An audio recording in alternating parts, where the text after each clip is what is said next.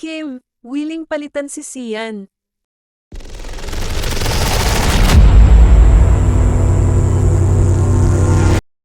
Hanggang sa COVID, love team na rin talaga sina Kim Chiu at Paolo Avellino. Sabay na nag-positive sila ngayon.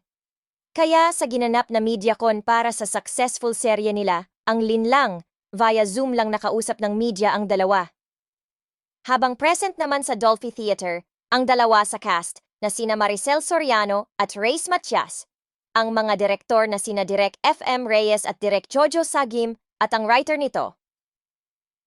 May chance naman talagang magkahawahan sina Kim at Paolo dahil habang magsisimula ng mapanood ang linlang mula Prime Video sa A to Z Channel, TV5, Kapamilya Channel, simula ngayong Lunes, January 22, nagte-taping naman sina Kim at Paolo ng bago nilang serye na What's Wrong with Secretary Kim?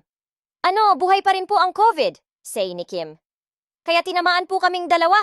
Gusto nga naming makasama kayo, pero ito na po ang kaya namin. Pareho namang natawa na lang sina Kim at Paolo nang hiritan sila ni MJ Felipe na siyang host ng MediaCon na linlang na, sabay pa talaga kayong dalawa ha? Sa isang banda, sa mga nakapanood na ng linlang sa Prime Video, gets na kung bakit natanong sila kung naloko na ba sila sa pag-ibig, parehong yes o yes ang sagot ni na Paolo at Kim. Pagbibigay paliwanag lang ni Kim, lahat naman tayo naloko na sa pag-ibig. Kasi, wala nagmahal ka.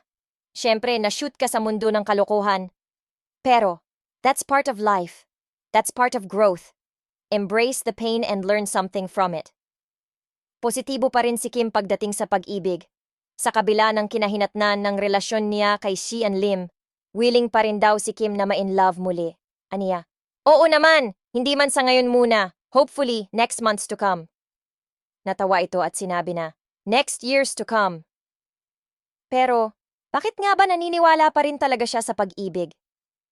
Kasi, marami naman pwedeng magbigay ng love. Willing naman akong tumanggap. Ha ha ha.